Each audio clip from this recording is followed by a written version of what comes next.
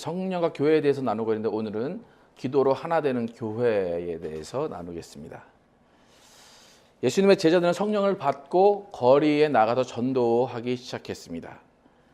베드로의 설교를 듣고 오늘 설교 그 본문 말씀처럼 하루에 3,000명의 신도가 더해졌다라고 이야기합니다. 그래서 그들은 교회 공동체를 이루기 시작했습니다. 함께 모인 3,000명들은 사도의 가르침을 받았습니다. 예수님의 삶의 방식을 배웠습니다. 그 삶의 방식대로 따라 살았습니다.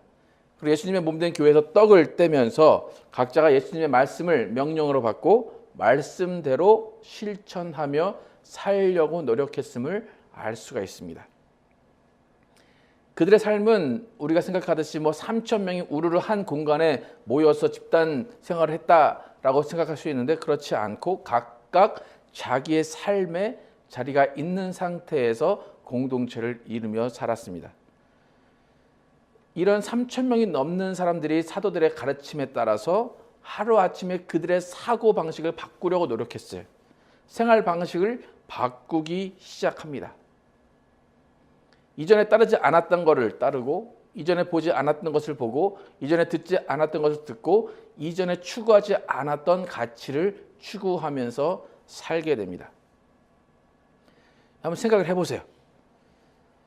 여러분의 아내, 남편, 자녀들이 갑자기 어느 공간에 한번 갔다 오더니 거기서 어떤 말을 듣더니 이 사람이 갑자기 생활 방식을 바꾸려고 그래요. 누군가 외치는 그 소리를 듣고 갑자기 눈빛이 바뀌어요. 모임에 가지도 않던 사람이 자꾸 모임에 나가려고 하고, 남을 위해 돈을 쓰려고 하지 않던 사람이 자꾸 남을 위해 돈을 쓰려고 하고, 내 재산을 팔으려고 하고, 내가 모르는 어떤 한 사람을 만나서 어떤 모임에 갔더니 이 사람이 그렇게 변화가 되는 삶을 살려고 합니다. 그럼 여러분은 어떻겠습니까? 그게 받아들여지는 게 쉽겠습니까? 아니면 갈등이 일어나겠습니까? 분명히 갈등이 일어날 거예요. 이 사람이 왜 이럴까? 뭘 잘못 먹었길래 저럴까? 라고 갈등이 분명히 일어날 거예요. 온 집안 식구가 베드로의 설교를 같이 들었으면 괜찮을 텐데 만약 식구 중에 한 사람만 베드로의 설교를 듣고 그 사람만 변화가 됐다면 나머지 식구들에게는 그 상황이 너무나 어려운 상황이라는 거예요. 그냥 나의 생각만 바뀌었다. 그러면 괜찮은데 그게 아니라 생활 방식이 바뀐 것을 우리가 초대교회에서 볼 수가 있다는 거예요. 물건을 통용하고 재산을 다 팔아 함께 나눠 쓰고 각자의 집을 예배처로 내어놓는 그런 일들이 벌어졌다는 거예요. 여러분의 가정에서 그런 일들이 벌어진다. 한번 생각을 해보십시오. 저희 집도 예배 좀 한번 하려고 하면 청소 안 했다고 못 온다고 먹을 거 없다고. 목사 집도 그래서 사성 갈등이 일어나요. 그럼 전 어떻게 해야 될까요? 기도해야죠, 그죠? 남편이나 아내가 갑자기 어서 무슨 말 듣고 왔는지 자신의 소유를 다 팔으려고 그래요. 그럼 당장 이혼하자는 소리가 나올 거예요, 그죠? 가난한 자를 도와주려고 해요. 그럼 너 미쳤냐? 라는 소리가 나올 거예요. 자꾸 모임에 나가요. 그러면 의심이 하기 시작할 거예요. 누구 만나러 가냐? 이 초대교회 사람들이 베드로의 설교를 듣고 삶이 변화됐다. 그것은 여러분이 생각하고 제가 생각하듯이 그렇게 평화롭고 자연스럽고 그렇게 모든 것이 아름다운 변화는 절대 아니었다는 거예요. 절대 아니었어요. 이들이 가장 힘들었던 것 중에 하나가 제가 생각하기에는 그 변화로 일어난 자기 삶의 방식과 내 가족, 내 친구들과의 마찰이었을 거라는 거예요. 그 가운데 나는 어떻게 해야 될까? 그 가운데 나는 어떠한 일을 해야 하는가? 정말 하나님을 이렇게까지 믿어야 하는가? 그들은 분명히 갈등하고 분명히 어려워했을 거예요. 그래서 마태복음 10장 36절에 보면 예수님이 이렇게 말씀하세요. 사람의 원수가 자기 집안 식구니라. 예. 왜 그럴까요? 나만 변화되는 게 아니라 집안이 다 변화되기 전까지는 그 집안 식구가 원수가 되는 거예요. 갈등이 일어날 수밖에 없어요. 충돌이 일어날 수밖에 없어요. 그러니까 분명히 초대교회 그 3,000명 그 사람들의 가정은 분위기가 싸늘해졌을 거예요. 변화된 그 한 사람 때문에 집안에 갈등이 일어나고 있었을 거예요. 그렇기 때문에 이들이 할 수 있는 일은 단 한 가지예요. 기도로 그 모든 것들을 헤쳐나갈 수밖에 없다는 거예요. 왜 그런가 하면 초대교회이기 때문에 어떤 예가 없어요. 이전에 이런 사람들이 있었는데 그런 갈등이 일었어. 이렇게 해결했어. 사도들도 물어봐도 아마 그 해결책을 찾지 못했을 거예요. 그러니까 우리 이런 어려움이 있어요. 내 아내가 내 남편이 이거 싫어해요. 어떡하죠? 사도들은 뭐라고 그랬을까요? 기도합시다. 그거밖에 없어요. 왜냐하면 그 전에 경험해 본 적이 없기 때문에 기도합시다. 그게 가장 큰 해답이었다는 거예요. 그래서 이들이 기도에 힘썼다라는 것은 그만큼 장애물이 많았다는 거예요. 그만큼 어려움이 많았다는 거예요. 여러분 저한테 와가지고 여러 가지 이제 뭐 물질적인 것, 가정의 어떤 어려움, 자녀의 어려움 저한테 상담을 합니다. 그러면 제가 여러분에게 기도합시다. 여러분 어떻게 생각하실 겁니까? 이런 무책임한 목사를 봤나? 그게 답이라고 하나? 나도 그건 답을 하겠다, 그죠? 네. 기도해 봅시다. 사도들이 아마 그렇게 기도하자 했기 때문에 오로지 기도에 힘썼다 그렇게 나왔을 거예요. 근데 잘 보시면 사도들 자체도 그렇게 기도를 잘 하는 사람들이 아니었어요. 불과 2-3달, 짧게는 뭐 한 50일 그 전만 해도 예수님이 밤늦게 기도하실 때 다 졸고 있었던 사람들이 그 제자들이에요. 마가복음 14장 37, 38절 함께 읽겠습니다. 시작. 돌아오사 제자들이 자는 것을 보시고 베드로에게 말씀하시되 시몬아 자느냐 내가 1시간도 깨어 있을 수 없더냐 시험에 들지 않게 깨어 있어 기도하라 마음에는 원이로되 육신이 약하도다 하시고 예수님 지금 이제 십자가의 그 어떤 무거운 짐을 지실 것을 정말 마음에 부담을 가지고 가서 기도하셨어요. 예수님이 1시간 정도 기도하셨던 것 같아요. 들어와서 제자들이 조는 것을 보고 야 정말 1시간, 1hour 1시간도 깨어있을 수 없냐 그렇게 했어요. 그러니까 제자들은 이때까지 지금 예수님을 3년 따라다닌 거예요. 거의 막판이에요. 근데 이때까지도 1시간 기도하는 것이 힘든 사람들이었다는 거예요. 여러분 기도에 대해서는 여러 이제 뭐 책들도 많이 있고 여러 가지 이제 훈련 프로그램도 많이 있는데 기도가 훈련하면 된다라고 하시는 분들이 많이 있어요. 그래가지고 이렇게 체계적으로 이제 훈련을 하라는 분들이 많이 있는데 예수님의 제자들 3년 따라다녔어요. 3년 따라다녀도 1시간도 기도 못하는 사람들이 제자들이었다는 거예요. 근데 이런 제자들이 3,000명 그들의 갈등, 그들의 어려움, 그들의 모든 일들에 대해서 우리 기도합시다 말하고 오로지 기도에 힘쓰게 할 수 있었던 이유가 뭔가? 그 원동력이 무엇인가? 이 제자들과 그 3,000명들은 성령을 받고 변화돼서 성령으로 기도하기 시작했기 때문이에요. 성령으로 방언을 말하기 시작했던 것처럼 성령으로 기도를 하기 시작했기 때문에 1시간도 불과 40일 전에 1시간도 기도 못하던 사람들이 오로지 기도하기에 힘썼다라고 성경에 기록할 수 있다는 거예요. 그래 기도도 1시간도 못하던 사람들이 갑자기 성령을 받고 기도를 하게 되니까 1시간하고 2시간도 됐을 거예요. 또 기도하다 보니까 나도 모르는 사이에 능력이 나타나고 기적과 이사와 표적이 나타나기 때문에 이게 기도구나. 이게 기도의 힘이구나. 기도하는 게 재미가 있었을 것이고 기도하는 것이 무엇인가를 바로 깨달았을 거예요. 만약에 자신들도 훈련을 받고 자신들이 노력했다면 연구하고 가르쳤으면 될 거예요. 하지만 자신들도 노력해서 된 것이 아니기 때문에 성령이 임하신 후에 자신들도 그렇게 변화가 됐기 때문에 아마 3,000명의 성도들과 제자들은 함께 성령의 이끌림에 의해서 기도를 했을 거예요. 여러분, 기도는 훈련을 통해 되는 것이 아니에요. 우리가 헬스클럽이나 그런 데 가서, 피트니스 클럽에 가서 훈련을 막 합니다. 그런데 몇 달, 뭐 일주일만 쉬어도 다시 돌아와요. 그죠? 근육이 다 풀려요. 훈련은 그래요. 훈련은 그렇게 하다 보면 또 어느샌가 다시 제자리로 돌아와 있다는 거예요. 기도를 훈련한다라고 해도 그 훈련이 그 기도의 지속을 보장하지 않는다는 거예요.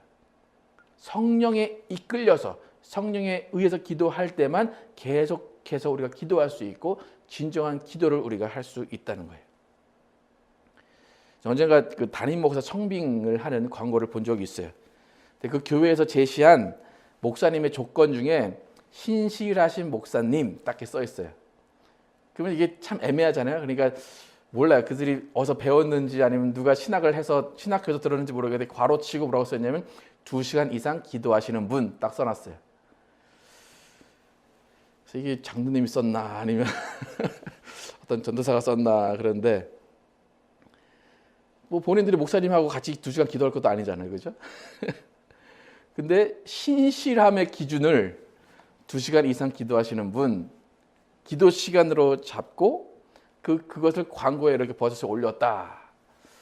그리고 보통 그들의 이제 일반적인 생각이 그랬다는 것 같아요. 저도 그런 말을 많이 들어요. 목사가 2-3시간 기도하면 교회는 성공한다. 그런 말을 많이 들었어요. 당연히 2-3시간 기도하면 신실한 목회자겠죠. 그죠? 하지만 그런 광고에 그렇게 만약 낼 거면 기도하시는 목사님을 모시고 싶다면 그냥 성령으로 기도하시는 목사님 이렇게 쓰면 될 것 같은데 꼭 2시간 이상 기도하시는 목사님 그렇게 써놨어요. 그러니까 뭐냐면 자신들이 딱 기준을 정해놓고 2시간 이상 하면 신실한 목사고 2시간 이하하면 좀 날라리 목사야 이제 그렇게 생각하는 것 같아요. 만약에 2시간 기도하는 목사님이 딱 오셨는데 그분이 5시간 하시고 6시간 하신다. 그럼 어떻게 될까요? 와, 신이 오셨다. 막 그렇게 되겠죠. 예. 기도 2시간, 3시간 성령의 이끌림에 의해서 하는 거지 2시간 기도한다고 신실한 목사다? 그건 아니라는 거죠. 만약에 그게 어떤 분이 청빙 가가지고 그게 딱 박혀 있겠죠. 2시간 기도해야 돼. 왜냐하면 2시간 기도해야 신실한 목사라고 인정을 받을 거니까. 근데 기도하다 보면 성령께서 1시간만 기도하게 하실 때가 있거든요. 그런데 이제 2시간 정해져 있기 때문에 나 2시간 채워야 돼. 그러면 그 목사는 기도하면서 계속 2시간이 지났나? 안 지났나? 계속 그 생각만 할 거예요. 계속. 저도 이제 보통 기도할 때 음악을 틀어놓고 하거든요. 저는 기도하면 보통 이제 말씀하고 같이 보기 때문에 한 2시간에서 3시간 넘어가는데, 근데 기도할 때 습관처럼 음악을 틀어놔요. 그러면 이게 여러분도 아시겠지만 어떤 음악을 틀어놓으면 기도가 잘 될 때가 있어요. 그래서 그 음악을 틀어놓거든요. 근데 요즘에 인터넷에 많기 때문에 음악이 이렇게 계속 짜집기 돼가지고 한 1시간 반, 2시간짜리 이제 기도 음악이 있어요. 근데 이제 찬양을 쭉 이렇게 이어 쭉 가잖아요. 근데 이제 습관처럼 그 음악을 틀다 보니까 이제 쭉 가다 보면 이 음악이 나오면 몇 분이네? 그게 이제 딱 캐치가 돼요. 그러면 이제 내가 이제 몇 분 기도했구나라고 이제 쭉 기도하게 돼요. 그리고 이제 가끔 기도 안 되는 날이 있으면 음악 들으면서 묵상을 하거든요. 묵상하면서 이제 하나님 나에게 음성을 들려주십시오라고 그 음악을 들으면서 하게 되는데 2시간 딱 정해놓고 만약에 2시간이 신실한 목사다라고 하면 그 음악 하나씩 재면서 몇 분 지났다. 몇 분 지났다. 2시간 되려면 15분 남았구나. 아마 그렇게 될 수도 있을 거예요. 여러분 사우나 앉아가지고 그 시계 딱 엎어놓고 몇 분에 나가야지라고 그거 보는 것처럼 참고 견디다가 2시간 딱 되면 딱 나가는 것처럼 아마 그렇게 기도가 될 거예요. 여러분 그렇게 해서 2시간 맞추면 신실한 목사가 될까요? 어떨까요? 성령으로 기도하면 2-3시간 훌쩍 지나가는 거예요. 성령으로 기도하다 보니까 그렇게 되는 거지 2시간 한다고 신실한 목사다? 그거는 절대 아니라는 거예요. 예수님이 기도하시러 간 그 사이 1시간도 못 버티고 기도하지 못했던 제자들이 성령을 받고 나니까 오로지 기도에 힘썼다 그래요. 사도행전에 보면 우리가 기도와 말씀에 전무하겠다, 전념하겠다 그래요. 여러분, 기도는 훈련의 결과가 아니라 성령 충만의 결과예요. 제자는 성령을 받고 성령의 이끄심에 따라 기도한 거예요. 자신들이 할 수 없기 때문에 자신들이 할 수 없는 일을 성령께 맡기고 의지하고 기도한 거예요. 아까도 말씀드렸지만 초대교회는 새로운 곳이에요. 그렇기 때문에 시행착오를 겪을 수밖에 없고 많은 갈등이 있을 수밖에 없고 그 안에서 여러 가지 문제가 있을 수밖에 없기 때문에 그들은 오로지 성령께 의지해서 기도할 수밖에 없었다는 거예요. 그 상황 가운데 성령께 의지해서 기도하지 않으면 다 쓰러질 수밖에 없어요. 기도로 하나님의 교회를 이루어 가야지만 됐다는 거예요. 기도로 지혜를 구해야 됐어요. 지혜를 구하면서 일을 추진할 때, 결정할 때 성령께 물어볼 수밖에 없었다는 거예요. 여러분의 삶 가운데 기도밖에 할 수 없을 때, 기도뿐일 때, 다른 방법이 없을 때, 그때가 성령이 이끄시는 기도를 할 수 있는 때입니다. 그런데 많은 경우에 기도 좀 하신다라고 하시는 분들 중에 기도하면서 성령의 이끌림을 받는 것이 아니라 자기의 의의를 드러내는 분들이 가끔 있어요. 그러니까 성령에 이끌려서 기도했다면 성령의 이끌림을 받아야 되는데 기도하고 교만함에 이끌리는 분들이 가끔 있다는 거예요. 여러분, 기도는 하나님을 일하시게 하는 거예요. 하나님 일하십시오, 일해 주십시오라고 기도하는 거예요. 그런데 그 하나님의 일하시는 것이 하나님의 방향대로, 하나님의 뜻대로, 하나님의 소원대로 하시고 나는 그것을 따라가겠습니다. 그런데 내가 하나님의 뜻을 잘 모르기 때문에 하나님, 내가 기도로 하나님께 나아가고 기도로 하나님의 일하시는 방향을 함께 가겠습니다 라고 기도하는 거예요. 근데 많은 사람들이 기도할 때 어떻게 해요? 하나님, 나 일로 갑니다. 하나님 따라오십시오. 나 일로 갑니다. 나를 밀어주십시오 라고 통보하듯이 기도한다는 거예요. 그러면서 되게 열심히 기도해요. 근데 왜 그렇게 열심히 기도하는지 모르겠어요. 그러니까 기도한다고 하시는 분들 중에 가장 많이 하는 실수가 하나님을 끌고 가려고 한다는 거예요. 그래서 하나님을 끌고 가니까 내가 기도했으니까 이건 다 맞아. 내가 기도했어. 네가 기도한 거 다 아니야. 그렇게 하시는 분들이 있다는 거예요. 여러분, 기도는 하나님을 순종하려고 하는 것이고 하나님을 따라가려고 하는 거예요. 또 기도는 교제예요. 여러분, 하늘 보좌를 움직이는 기도를 하자 종종 듣죠, 그죠? 하늘 보좌를 움직이자. 뭐하러 움직일 겁니까, 여러분? 하나님을 뭐하러 이렇게 깨우실 겁니까? 하나님이 계획하신 일이 뭡니까? 라고 물어보는 거예요. 내 일이 이거니까 하나님 빨리 일어나서 내 일을 해주십시오. 그것이 아니라는 거예요. 자칫 내 의도로, 자칫 내 생각대로 할 수 있기 때문에 하나님, 내가 하나님께 기도하고 나아가겠습니다. 어떻게 나가야 됩니까? 나에게 지혜를 주십시오. 나에게 방향을 가르쳐 주십시오라고 기도한다는 거예요. 그러니까 초대교회의 기도 내용이 나오지는 않았지만 너무나 간단했을 거예요. 하나님, 우리가 시작한 이 교회가 어떻게 하나가 되어야 됩니까? 어떻게 나아가야 됩니까? 이 많은 사람들이 갈등을 겪고 많은 불화가 있는데, 가정에서 많은 일들이 있는데 이 문제들을 어떻게 해결해야 됩니까? 그것이 초대교회의 기도 제목이었을 거예요. 아무도 걸어가지 않은 그 길을 가야 되는 초대교회였어요. 망망대해 같은 그곳에서, 사막의 한 복판 같은 그곳에서 어떻게 해야 될까를 성령께 의지하고 묻고 따라갔다는 거예요. 오로지 기도에 힘썼다라는 것은 오로지 기도할 수밖에 없었다는 거예요. 그러니까 기도하고 나서 기이한 일들이 벌어지는 거예요. 병자가 낫고 안진뱅이가 일어나고 문제가 해결되고 마음이 평안해지고 가족이 회복된다는 거예요. 그러니까 그들의 입장에서는 나는 기도한 것밖에 없는데 성령이 일하시네. 나는 기도한 것밖에 없는데 병자가 일어나네. 나는 기도한 것밖에 없는데 문제가 해결되네. 라고 느끼면서 그때부터 기도가 된다는 거예요.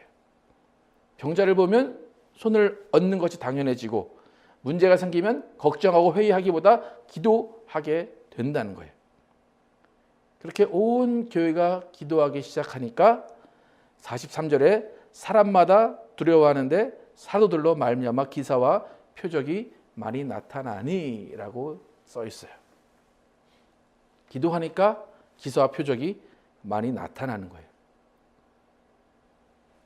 사도들이 탁월한 능력을 받아서 이런 기사와 표적과 이적이 나타나는 것이 아니라 온 교회가 기도에 힘썼기 때문에 이런 일들이 일어난다는 거예요.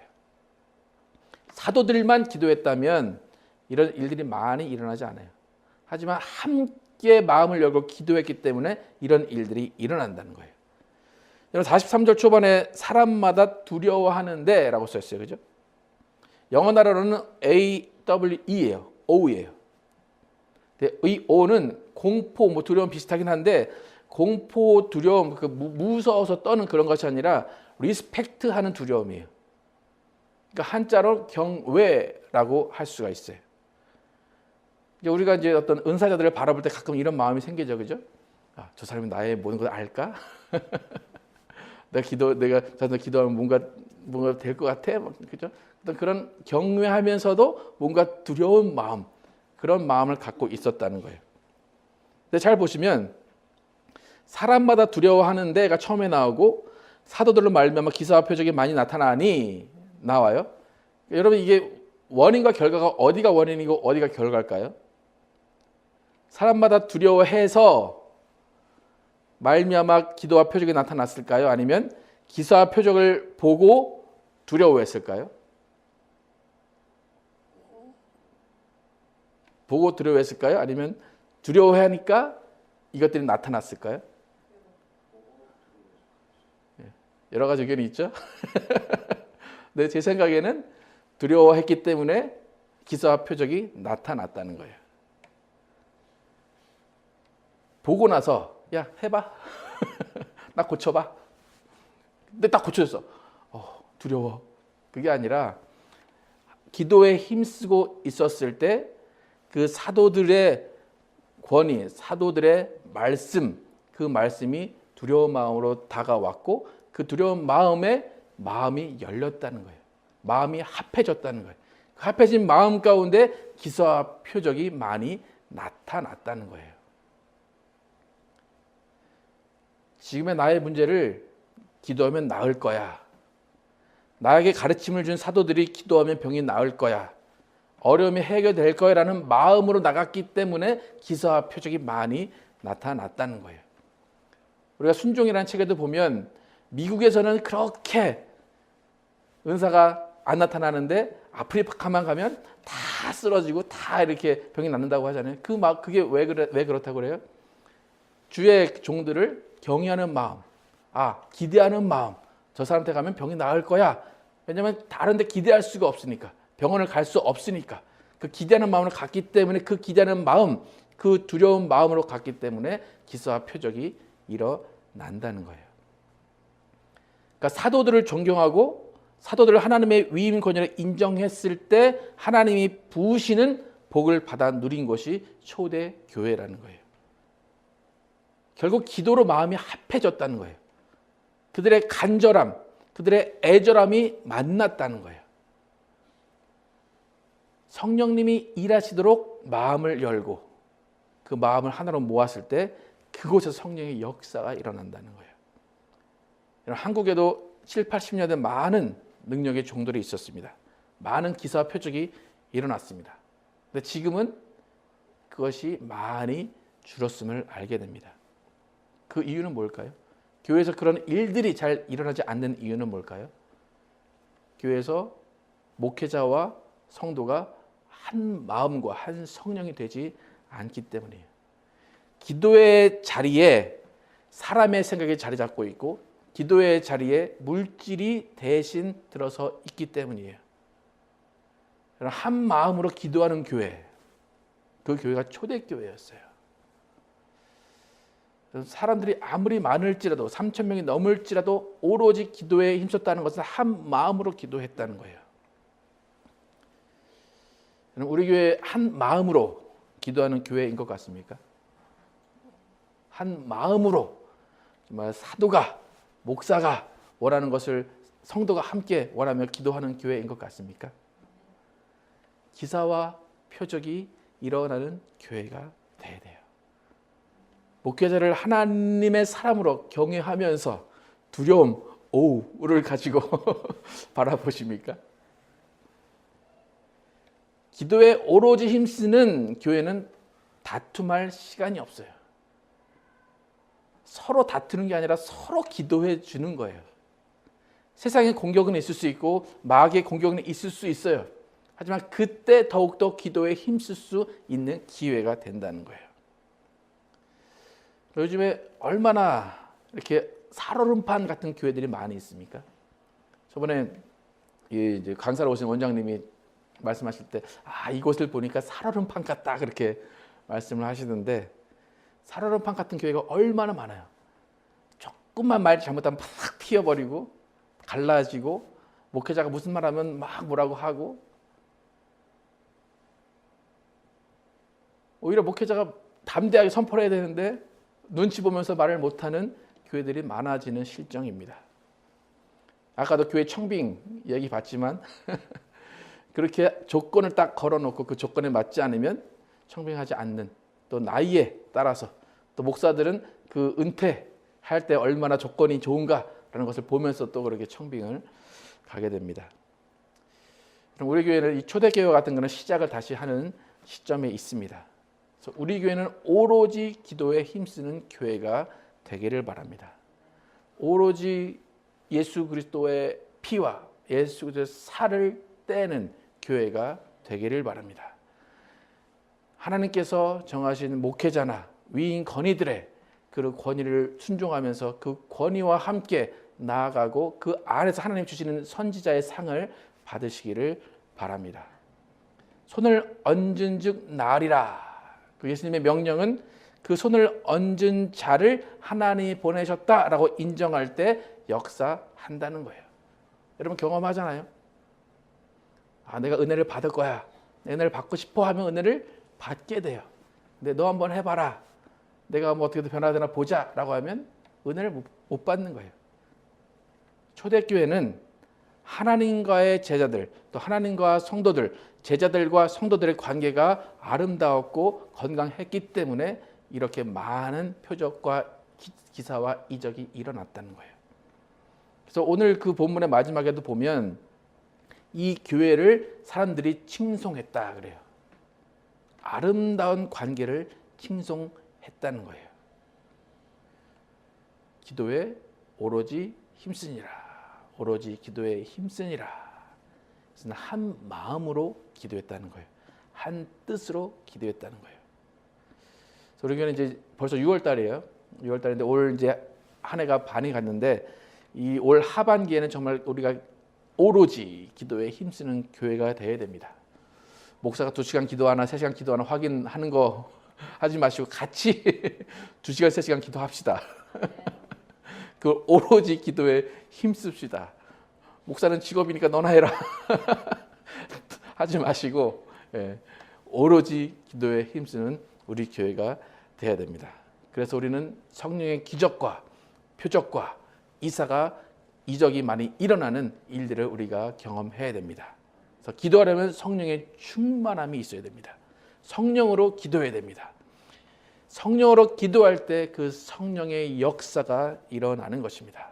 앞으로 우리에게 주어질 놀라운 이적을 소망하면서 오로지 기도에 힘쓰고 한 마음으로 기도하는 우리가 되기를 축원합니다.